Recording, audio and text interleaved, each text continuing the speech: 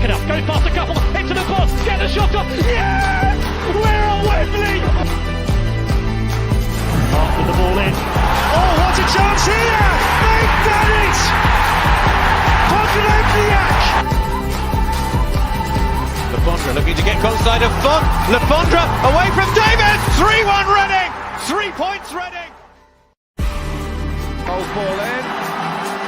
And it's still loose. And it's Lita! Here's backing up, goes past a couple, into the box, get the shot off. Yes! We're at Wembley! After the ball in. Oh, what a chance here! They've done it!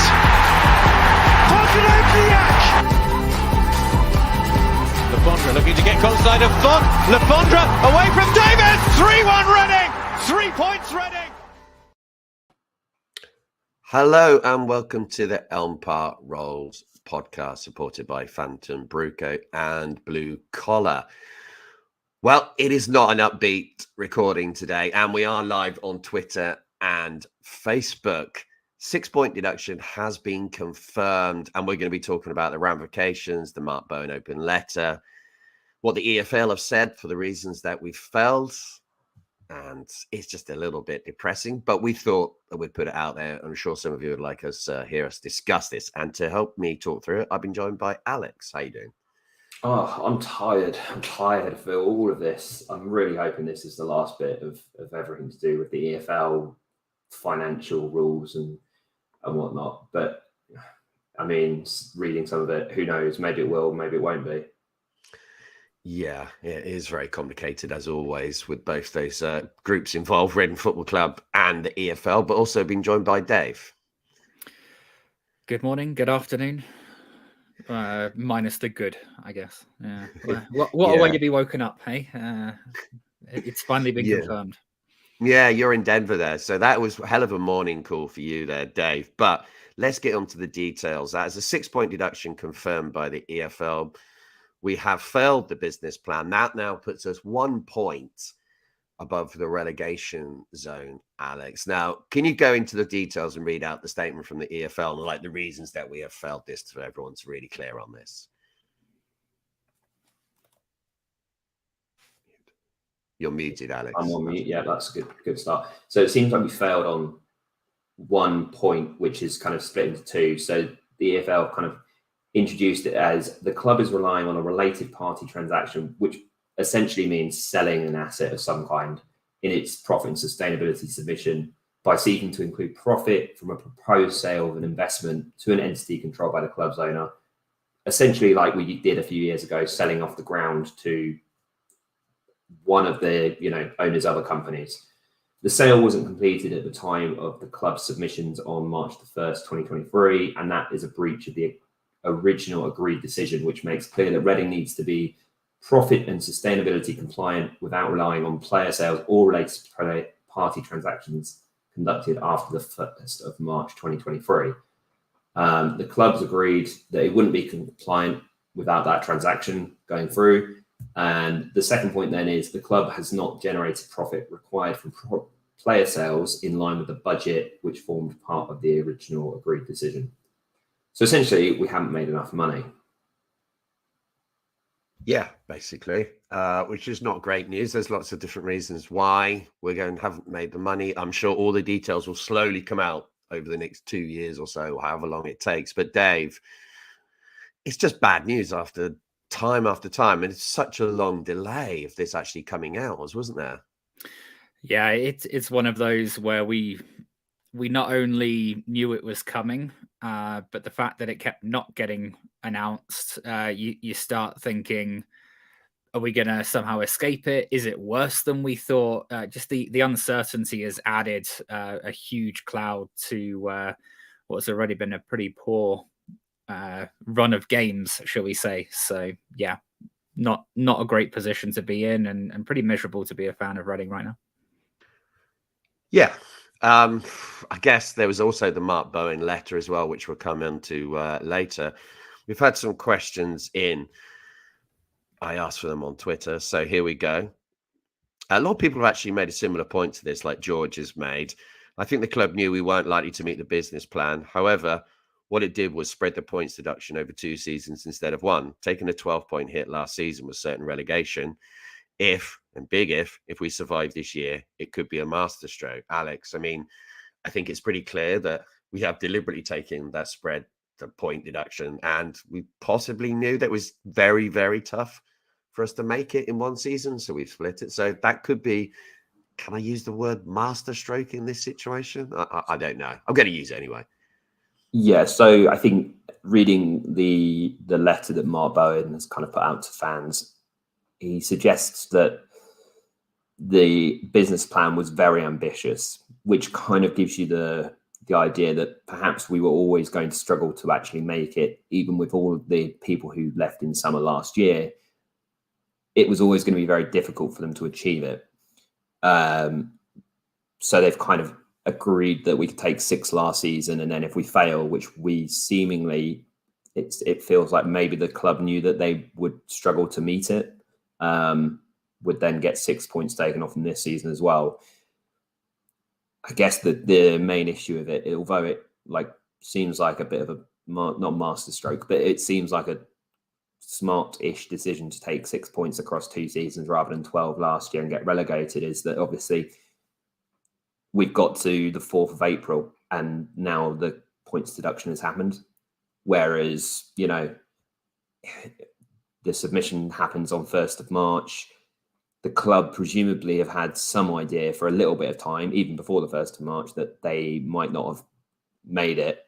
And we're hearing about it with 7 games to go, which is very frustrating, obviously, as fans. The squad can't really, there's less opportunity for the squad to be able to kind of make back those points. So although it's not a terrible thing that it's been split over 2 years, I think it makes for, a very kind of difficult atmosphere amongst the fan base, because it feels like we've had another season of failure almost, because we've had another season of the points deduction. And it obviously points to the fact that despite the fact there's been some progress, it kind of is it's all kind of tarnished with the same brush, as Mark Bowen says. It's all going to get tarnished with the same brush because you've ultimately had to take the points deduction anyway.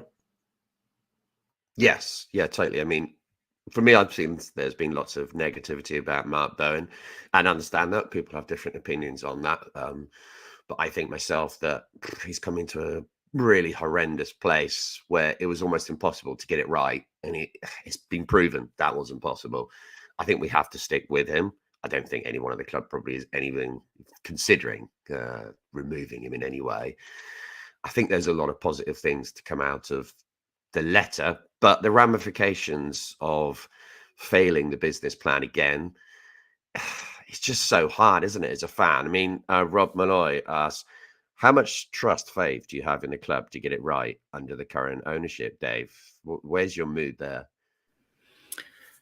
Wow, what a question. Faith is a tricky thing. I don't believe in blind faith. So you have to base it on what you've seen, what you can put your trust in, that's based on data and everything else. And frankly, there's not a lot of faith to be had. You can just say no, Dave. It's all right. I can't say no, because that's, that just seems like I haven't even thought about it. I want to believe that this club has a benevolent owner with huge resources who just needs the right guidance to get it done. But unfortunately, I think, Bowen aside, I do still believe that Bowen is not selling us a line with his letter. I think he believes every word that he's written, and I think that he wants to do right by this club. I still feel encouraged by the team that he's built and the quality of the scouting and recruiting folks that we now have working for us. But I think we still have folks in key roles, notably our CEO, who I'm told exists, but never heard from him, never seen anything he's done. Don't really have any idea of what credentials he has to run a football club. Until we start seeing improvements in that area, no, I don't have much faith. I would love to say that this is the end of it, and we've got this 6 points that was hanging over us. We've taken it now, and now it's on to a bright new future. That'd be naive. I don't feel that way. Yeah, I think to have complete blind faith that everything's going to be okay would be a little bit silly now, wouldn't it? I mean, there's proven back history of the club not delivering on different things. I mean, it as a fan, you really want to believe. You want to hope that there is a pathway, that there's a structure. And I do think with Mark Byrne there is, but we just don't know about the owner until we actually come out of this embargo. And that is one of the points that has come out today from the club, is that we will be kind of not under an embargo next summer. We may still have the EFL saying that they will be giving us some kind of restrictions. But if we read into the Mark Bowen open letter, it kind of seems to be structured on the fact that there will be a number, but it won't be as tough as the last couple of years. And also they won't need to go into every single transfer line by line, Alex. That's the feeling I'm getting. Am I right? Or do you think I've misconstrued? Yeah, it sounds as if they're going to be given like an overall budget and it's up to the club how they meet it. Rather than, you need to be meeting this overall wage number for each player, and you need to make sure that, you sell X amount of millions of players. It seems to be that the budget they're going to get given is more along the lines of, this is the number that you've got to meet, and if you meet it, then you've passed, and if you don't, then you haven't. It's like, I think that's kind of where the decision is kind of landed. Yeah, I think so. There's some more questions here I'm going to come out with now. This one's from the podcast Reading Between the Lines. We should give a listen to that. Good lads on there. With Bowen suggesting that the plan was too ambitious to follow reference players, so we knew failure was likely. I mean, yeah, I think we've all gauged that one. Why was Paul Ince talking about historic breaches and generally being outraged about the deduction? I'll pretty much sum that up pretty quickly. He doesn't know what he's talking about with it, does he? I think that's the situation. That was the answer I was going to give. I think that's basically it. I mean, I understand if people are frustrated with Paul Ince, but that's a different topic today, isn't it? I think we want to stick on this. Someone here from Alex. Is there something that we as fans can do if the owner decides he's had enough? I know the government are putting things in place to give us more powers as fans, but there's serious fear of us being another Bury. Dave, I mean, I'm giving you all the big questions here. Sorry about this, but so I don't have to come up with the plan. I mean, that's a big one.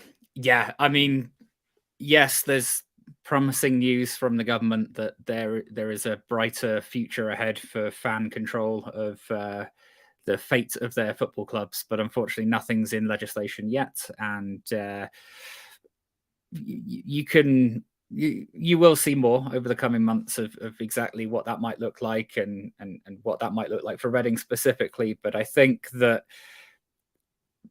the very sad answer and the realistic answer to that is, what can fans do?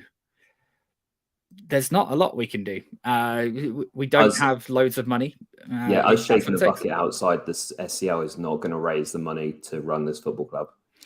Yeah, if you think about the debts that the club have, including loans to owner from the owner, you can look at it one way and say, well, in the eyes of the governing body, a loan from your owner is better than a loan from an external source and everything else. But if that owner leaves, then it's just a traditional debt.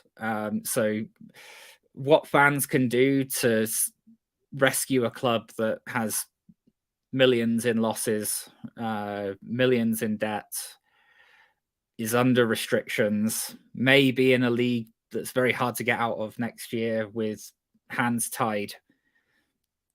It's grim reading when you think about it. Very, very grim. I think now we should have a section on EFL, because fucking hell, what an absolute mess that institution is. As bad as we are, they are as well, Alex. I can't have any praise for them in this situation at all, because it's just been handled so badly, I would say. The way it's been leaked, the way it's come out, repeatedly, not just us, with lots of other clubs. We deserve to be in this situation. We've put ourselves in it. I'm not going to say that we are innocent in any way, because we clearly aren't. But wow, they are bad. Yeah, I mean, we're here in April now, and the leak happened almost 5 weeks ago that Reading were under threat of a points deduction. But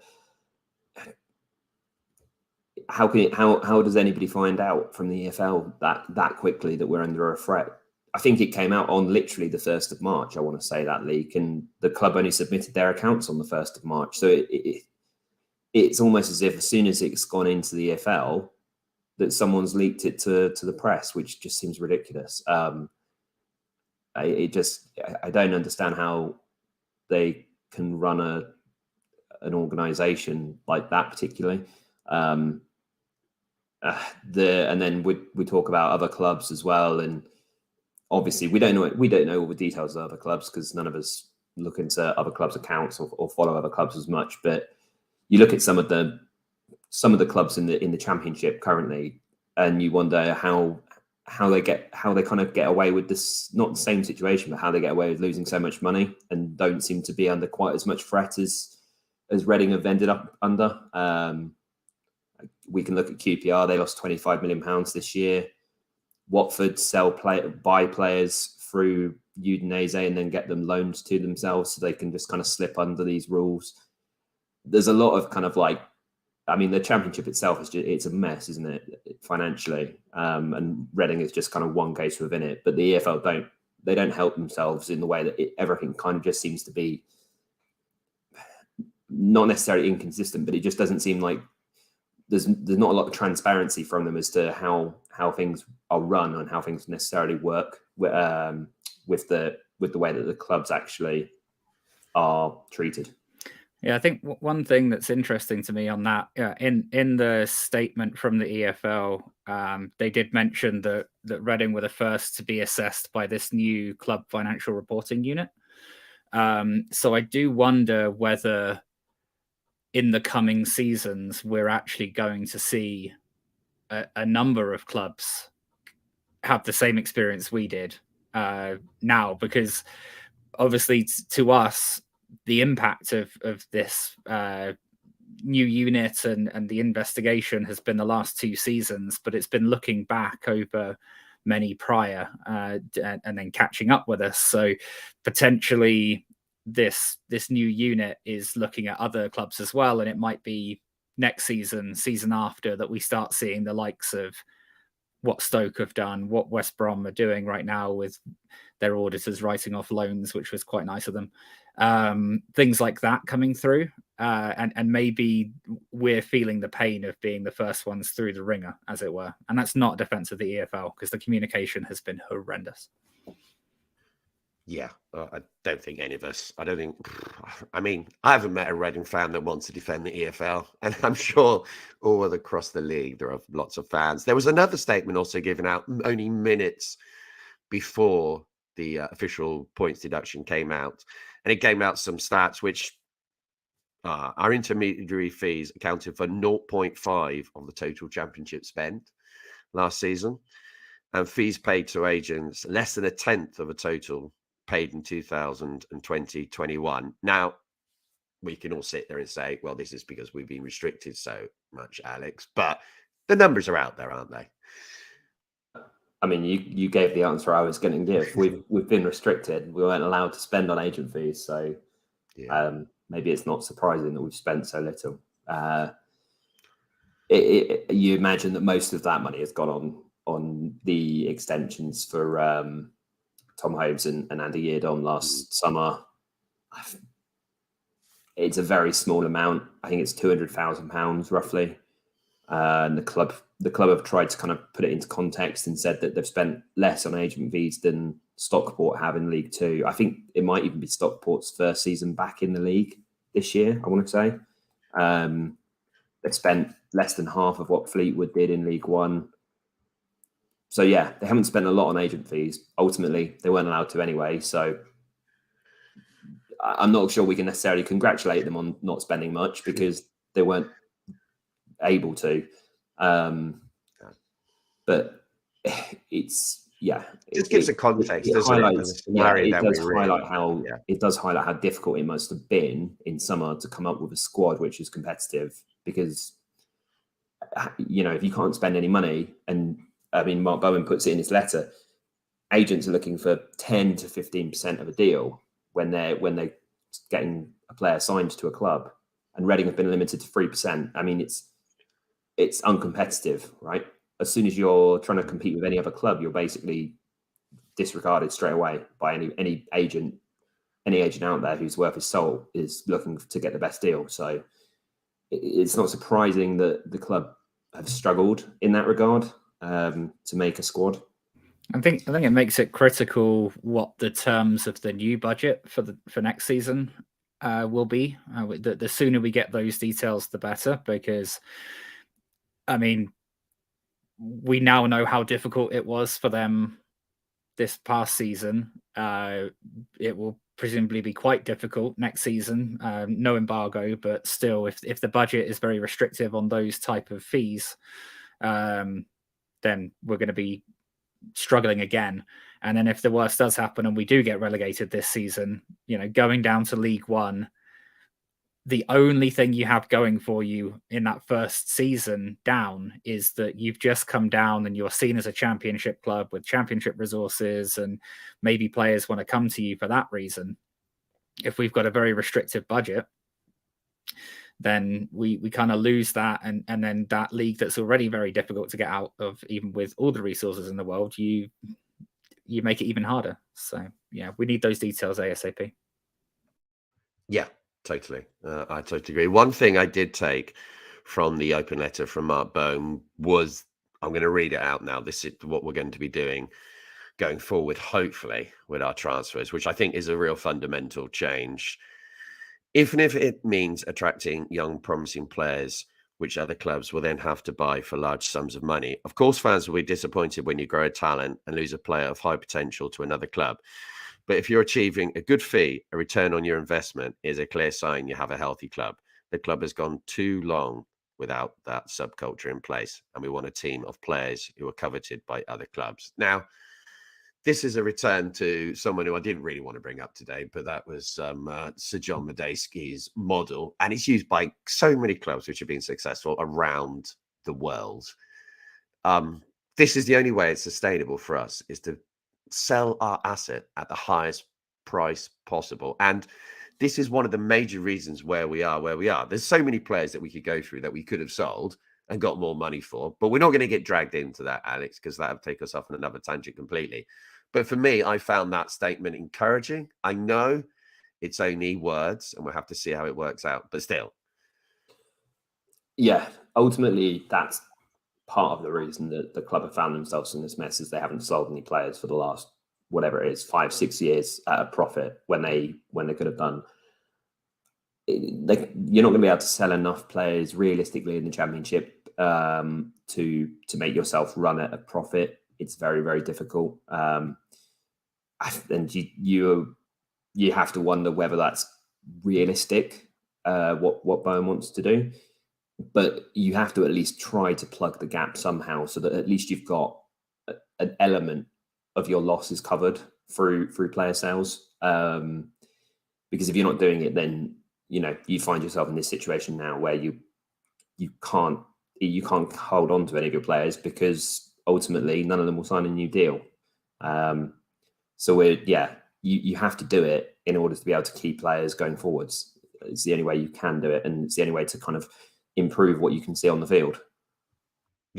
Yeah, totally. One thing that has come up a lot in the last few days and weeks since the news about the deduction coming up is protests. What are your thoughts on these, Dave and Alex? Because as we were part of organising a protest last year, blah, blah, blah. That's boring.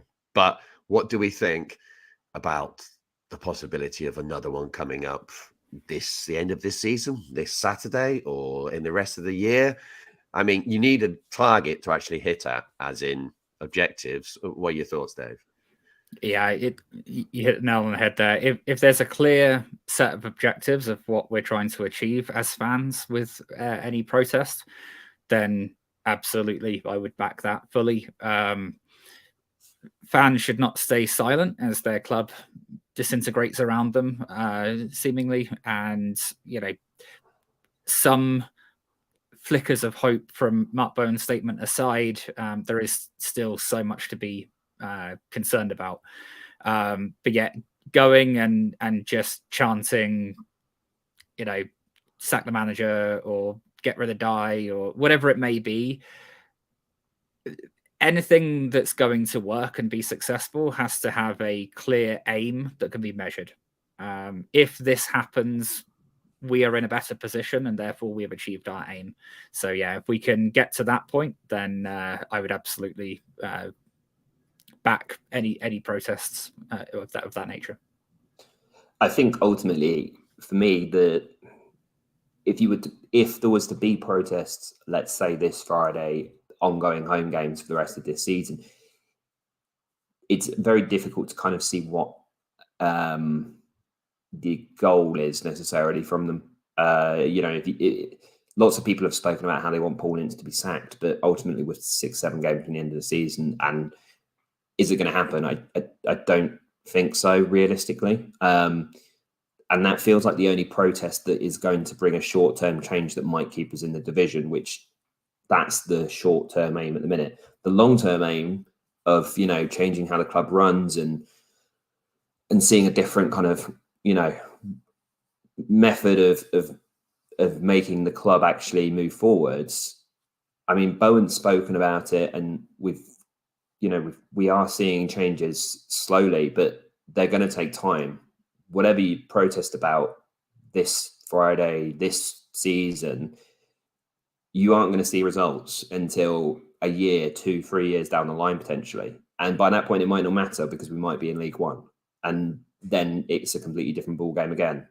And we might be talking about a completely different set of protests against, the owner, and trying to move him out of the club somehow. But I think it's very difficult to understand, I guess, what would come out of a protest which happened this season. Unfortunately, as much as I can understand people's anger and people's desire to want to, I don't think there's a quick enough win out of it, which is going to help what we need right now. Yeah, no, totally. Moving the topic on here, so I want to wrap this up. 2 things here that are really key. Us as fans, we're massively losing out here. We're the ones that have suffered hugely, but the players as well. I mean, they've actually got 46 points. They've actually done a lot. They've got us into a relatively safe position without this deduction. So I think all we can do is back the players, whatever you think about the team, as in the management, the club structure. We just want the team to stay in the Championship, and we just have to try and find a way of coming together. I know there's lots of anti-Paul Ince people out there, and I personally would have got rid of him as well. But at the moment, all we have is unity that can help the team push them on as much as we can. But the big question I've got for you, Dave and Alex, is, are we going to stay up now after the points deduction? I'm going to say yes. I'm going to say we will. I do think, you did the nice succinct answer, which is probably welcomed by everybody. The bit that I don't like is I think it will come down to the other teams, and not, while it is mathematically in our own hands, I think it will come down to the other teams, and I really dislike that. I do still believe that there are 3 worse teams, even with the points deduction, but I'm not feeling safe. I think I agree with Dave. I think it's going to be really tight, and I think it's going to be tighter than last year. We aren't staying up with a game, 2 games to spare this time. It's coming down to the last game, realistically, and as much as no one wants it, everybody can see it coming. There's going to be a horrible shootout between us and Neil Warnock, and the loser might go down. I do agree with Dave. I do think there's 3 worse teams in the league, even after the points deduction. And I mean, even after the points deduction, we're only 2 points behind pretty terribly out of form QPR side. We're only 1 point behind Rotherham. You know, by Friday we could be sitting in 18th place again, and there could be, you know, 4 teams, or is it 4? 3 teams between us and the relegation zone. It's not, you know, as bad as it's been the last 2 months or so. It's not over. We're not relegated on the back of this, and you know, people have got to, I guess, find the energy to go again and support the team for the last 7 games and back them and hope that they can do it. Yeah, my feeling is that this season might be the one that catches us out. I think they just ultimately, it's just too many years. You're going to get caught out eventually. And I'm kind of 60-40 thinking now that we're going to go down. But let's hope I'm completely wrong and you are right, Alex. And let's hope we do stay up. So thanks a lot for joining us. I don't really want to say enjoyed. If you want to give us a 5-star. Yeah, I'm not quite sure of the right word. If you want to give us a 5-star review on Apple or Spotify, that will be great, because this will be coming out as a podcast very soon. So cheers and thanks a lot. And just up the fucking Dean. Why